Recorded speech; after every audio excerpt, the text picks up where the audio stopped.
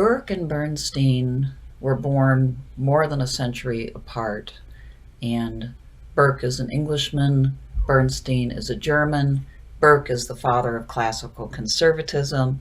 Bernstein is one of the founding figures of evolutionary or democratic socialism. And what I wanted to do today is look at some big themes that I think these two have in common, despite the fact that in many ways they were quite different. I want to bring out some of the areas that I like or admire about these two thinkers, and which may prove to offer some areas of agreement between two very different worldviews and political ideologies. I've named this series Against Dogmatic Certainty because this is, in a nutshell, the biggest thing that these two authors have in common is a thoroughgoing rejection of dogmatism. Burke says in a very famous quote from the Reflections on the Revolution in France about the rights of man that the French Revolution extolled. He says, "These metaphysic rights, entering into common life like rays of light which pierce into a dense medium, are by the laws of nature refracted from their straight line. Indeed, in the gross and complicated mass of human passions and concerns, the primitive rights of men undergo such a variety of refractions and reflections that it becomes absurd to talk of them as if they continued in the simplicity of their original direction." Literally, he saw life, actual concrete life of human beings in their various places and times, as the prism through which these metaphysic truths had to pass. And because of the fact that through that passage, they would come out looking quite different depending upon the people, time, and place, it was not good enough in Burke's view. In fact, it was quite harmful to suggest that we should ignore the refraction, that we should ignore the prism, as a matter of fact, and try to apply the metaphysic rights or the absolute truths to people wholesale in a cookie cutter approach. Now, notice that in this quote, as well as elsewhere, Burke is not denying that there are such things as rights. And he's not somebody who denies that there are such things as moral truths as well. But he is careful about what he puts into that category. And he's particularly careful about what you do with belief in truths like that in practice. Burke's moral bottom line tended to be pretty basic, but one thing that comes out really clearly is that he disapproves of violence and cruelty. And he thinks that violence and cruelty in the name of pursuing absolute truths is a huge mistake. It turns something that might be morally good in all of its purity into quite the opposite. And so a great example of this revulsion against cruelty is to be found in his attacks on Warren Hastings, who was the colonial governor of India, whom Burke detested because he had heard news that Hastings was allowing a lot of abuses of people, and particularly Indian women. He objected very strongly to the demands, for instance, of the British troops that women not be completely covered if they wanted to be.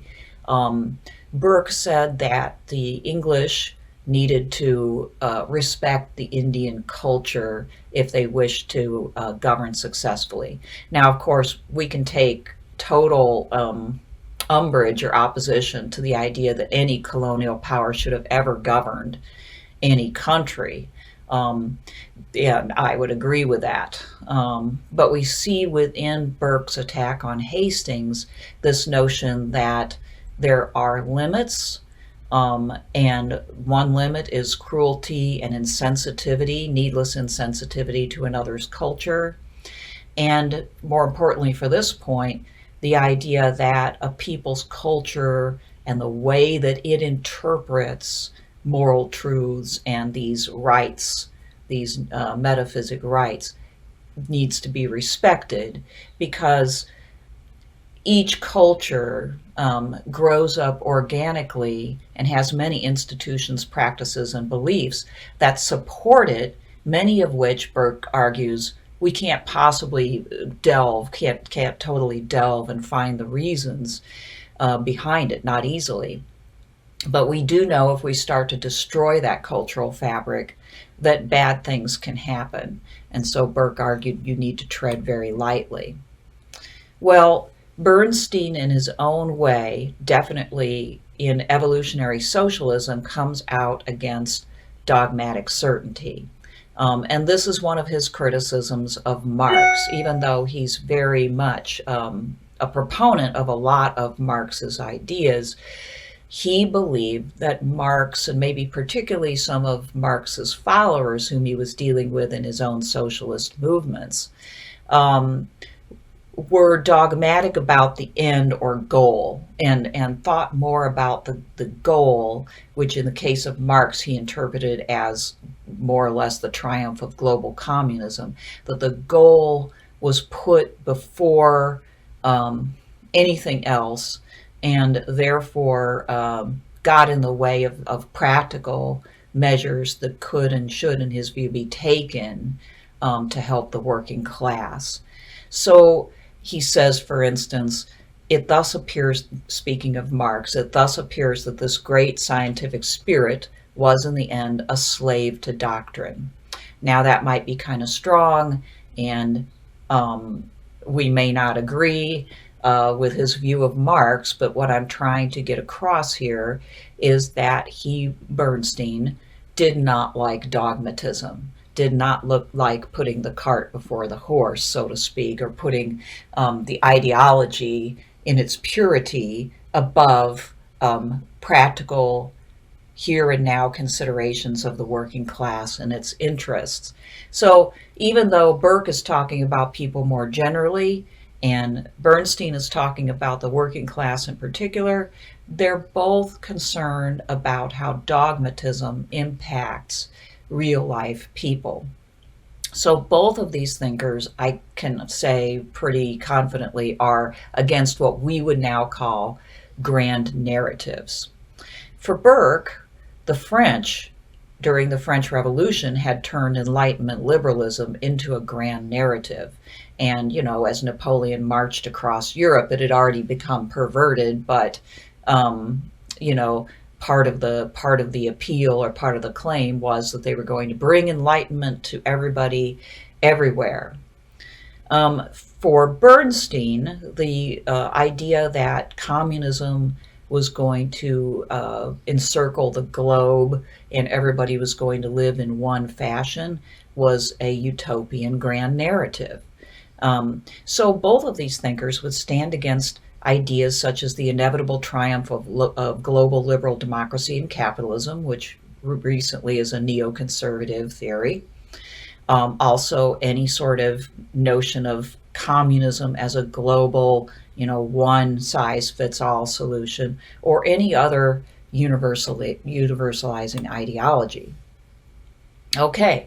Also, and kind of stemming from what I've already said, Burke and Bernstein both insisted on putting people first in their own way.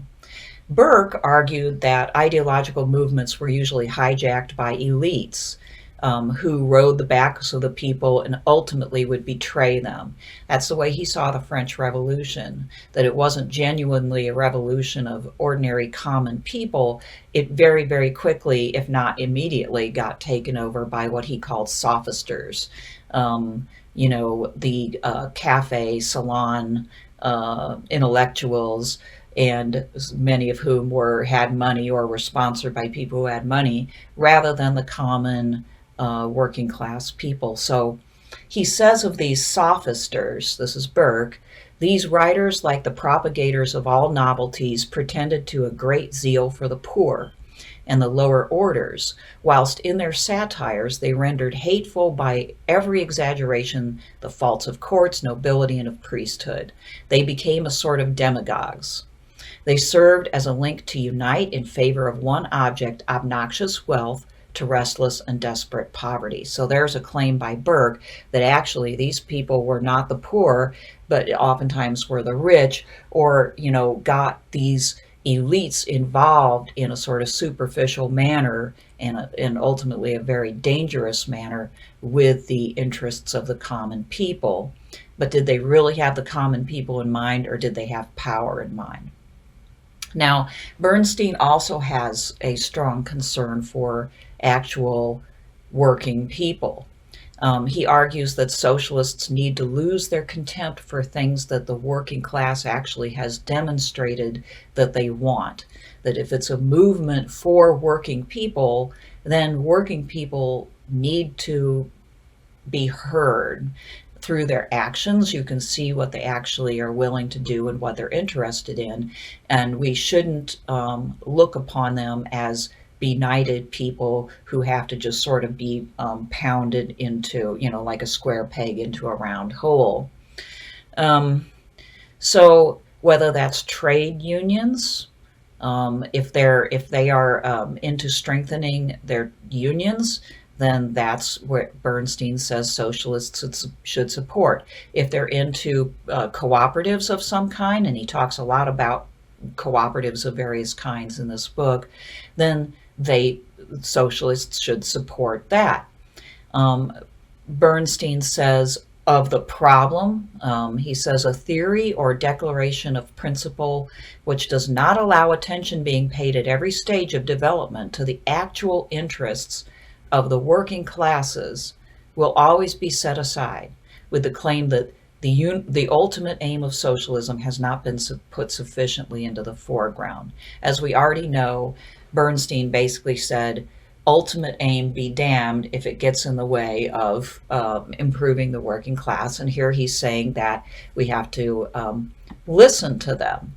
But now then the question becomes, can the people govern themselves? Now, this is an interesting point of some agreement between these two fellows, all right? Both of them actually thought that the common people were perhaps not at a stage of development where they could completely govern themselves, and that this was an obstacle to rapid progress. Neither Burke nor Bernstein thought that this was absolutely inevitable, that it always had to be that way. Burke kind of comes close, though. Here's a quote from Burke, where he says that such descriptions of men, and he's just previously talked about hairdressers, candle makers, various working people, okay? Such descriptions of men ought not to suffer oppression from the state, but the state suffers oppression if such as they, either individually or collectively, are permitted to rule. In this you think you are combating prejudice, but you are at war with nature.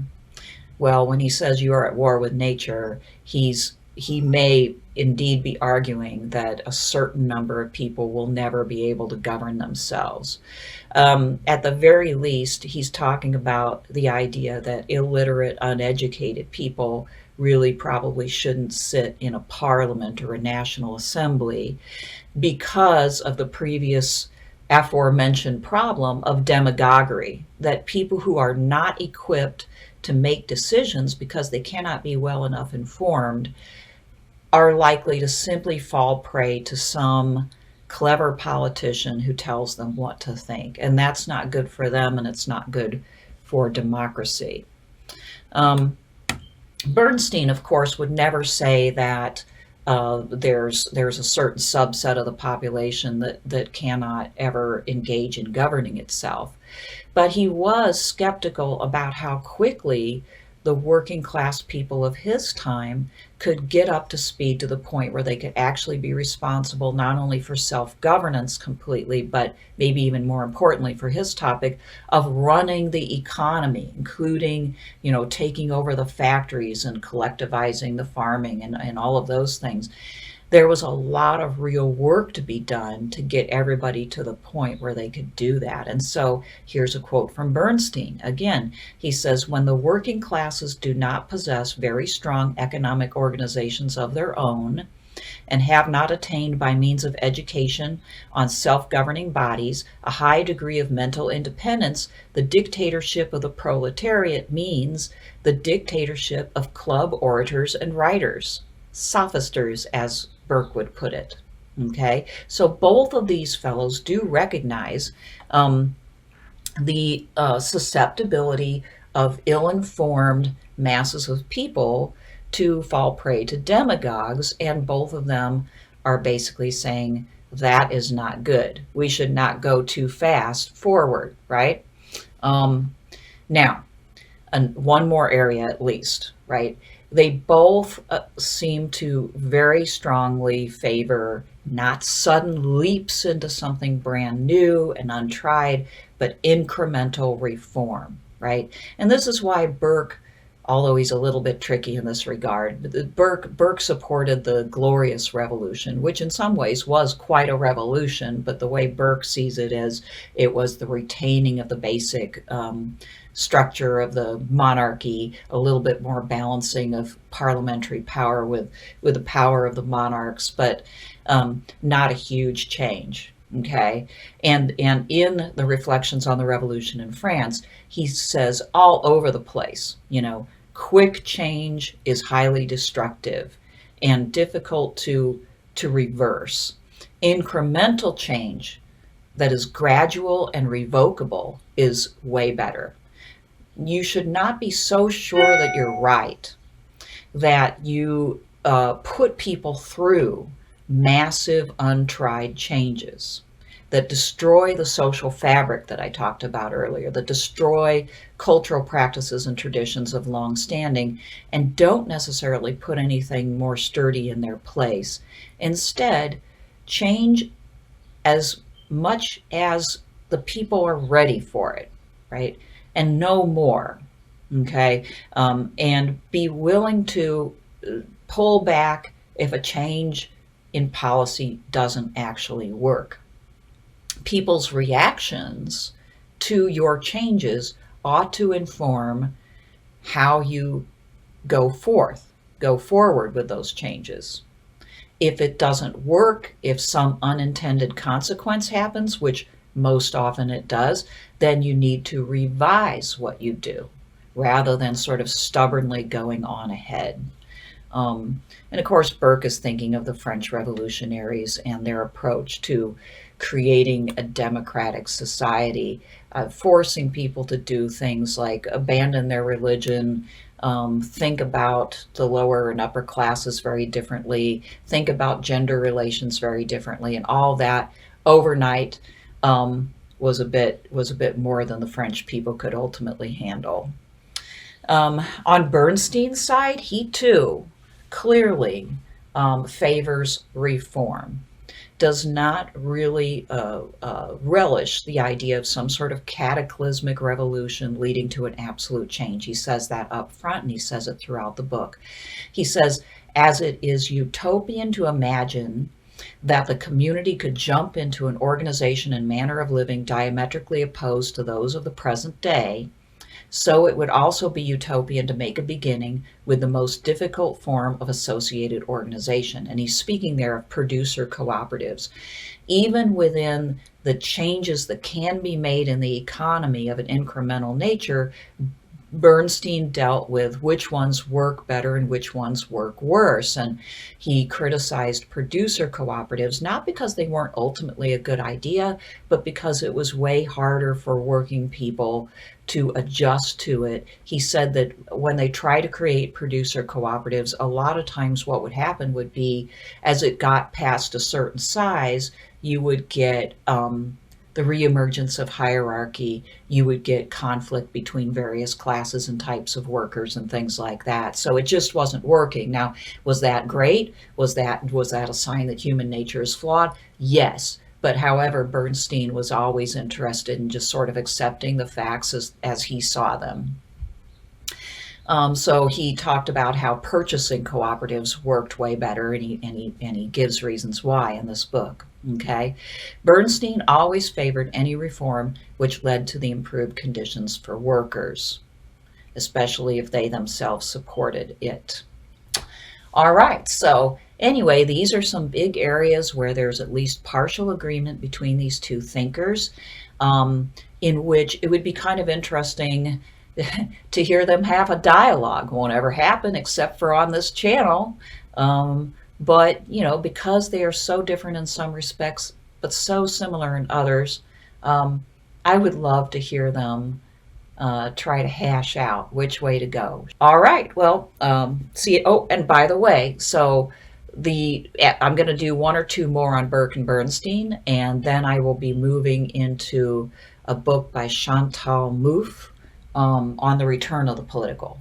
Okay, that is a book published by Verso.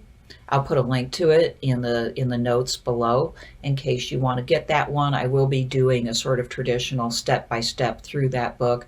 It's not very long. I think I've been wanting to read it for quite a while. So if you want to follow along, now's the time to order that book. All right, see you next time.